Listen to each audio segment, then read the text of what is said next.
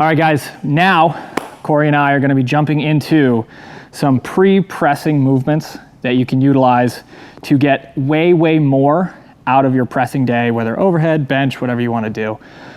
Just a couple directors of performance hanging out here, talking pressing. Yeah. Very excited to see these because I don't even know what they're all gonna be right away. So, Cory, after you.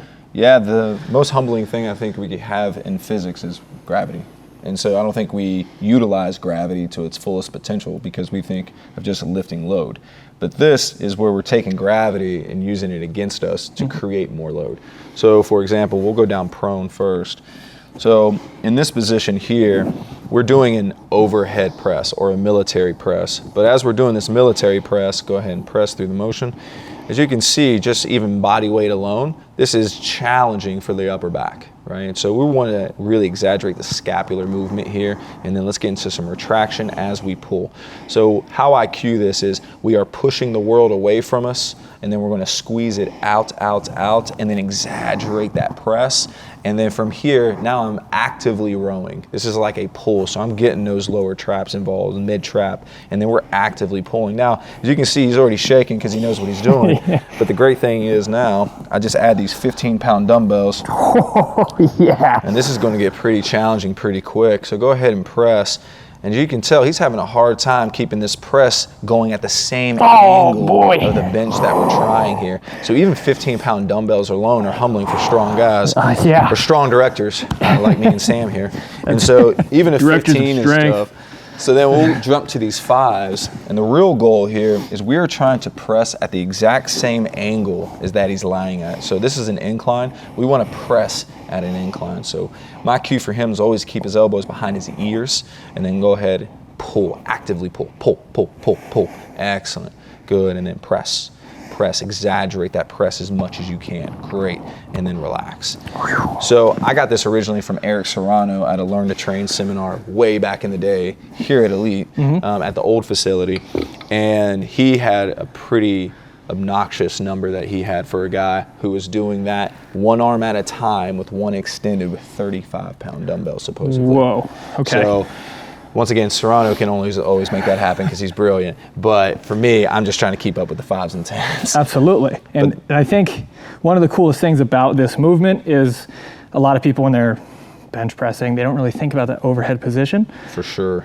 I feel like everything kind of locked back, and now I can definitely feel as if I'm going to be pressing in a more stable position. It's like you're doing an overhead press to make your horizontal press better. Right. And so the use of gravity here is pinning those shoulders, allowing those scaps to overcompensate, if you will, for the patterns that you're about to load up in that horizontal plane. So that's the thing that I like about this the most is that, I mean, he's lit up. That's the real deal. He's only did a couple of reps. That's the real deal. Now we just flip and do the exact opposite. So that's prone. Now we're going to go supine. So we'll take those 5s. Now he should be able to press these a little heavier, but we're going to stick with the 5s because this is the first time we're doing it. But here it's the same concept, right? I'm loading this tissue here in the front, and then we're going to actively row to begin with, okay? And then now go ahead and execute your press. So as he's pressing, now press extra, really go for it.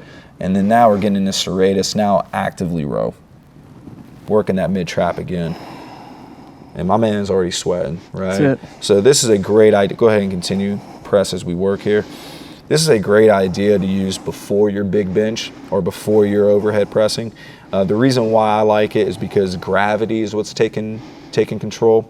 And this is going to allow me to secure my shoulder, wake up all this tissue, and to be able to get under the bar really confident so that I can press heavy pretty quick.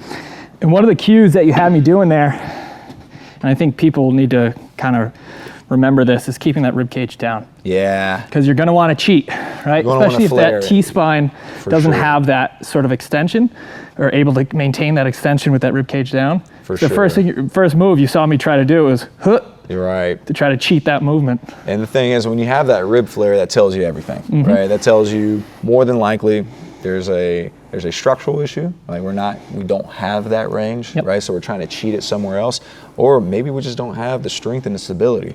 So either reason, right? This is why it's such a good and humbling exercise. You can use it as an assessment tool, and you can also use it obviously for your pre-press techniques. But yeah. Beautiful. As we get in our set of curls real quick, we're going to go right back down to that prone position. Cool. And so this is another variation to add some difficulty to it. So we're going to pull him back in position. He's going to be in his press. Now we're going to push both arms away from the body as far as we can. Ready, and Out to the side? Military. Oh, military. So he's going to push. Now he's going to keep his right arm extended, and he's going to row his left arm. And push the left arm, keep, and switch. Once again, this is the variation I stole from Dr. Eric Serrano. 35 pounds, my ass. Yeah, that's what he claimed, bro. That's what he claimed. But yeah, that, as you can tell, is really, really challenging, even with the fives. And you can do the same variation when you're in the supine position.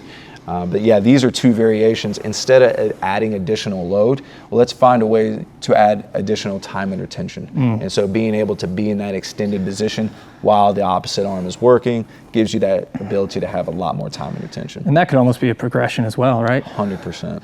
To go from that bilateral to that unilateral? That's how I would prescribe it. Yep. Yeah. Cool. Perfect.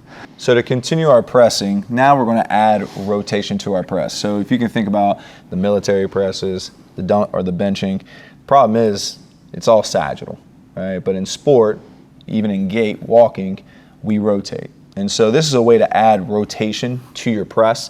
What I think about this more than anything is a core exercise, but obviously it's going to extend into our press. So we're going to get into a split stance, left foot leading. Great job. And then from here, our first movement is going to be a rib down, all right? So you want to think of this as like a shot put. So he's going to be in this rib down position. We'll go ahead and lift that left arm out of the way. So here, you want to initiate all the movement from his core, right? From his abs, however you want to term it. So from here, the first movement is coming out, and that's with the rib. Then he's going to follow through with the press. He's going to do that scap, press, and rotate, just like we were working on earlier. Now, as he comes down, he's going to initiate here at the scap, pulling it down, pulling it into his rib, and it's almost like he's trying to crack the chestnut right there. And let's go execute about 5 more of these. So press, and then control on the way down. Now, when you first start this press, let's really focus on slow out of the bottom so that you don't use momentum to overtake. Yeah, there you go. So this is allowing our scap to freely move around that rib cage, which is highly important for our ability to play sport. And then up and over, ribs, and then pull back down. So this is our way of adding rotation to our very sagittal pressing. Now with this concept, we can also take it to a plate. I'll grab the plate here. Now the only difference between this is it's truly going to be overhead, obviously because of gravity. This we can manipulate gravity. Here we cannot. So he's going to hold this thing. This is called a waiter's press. So he's going to serve me up some food here.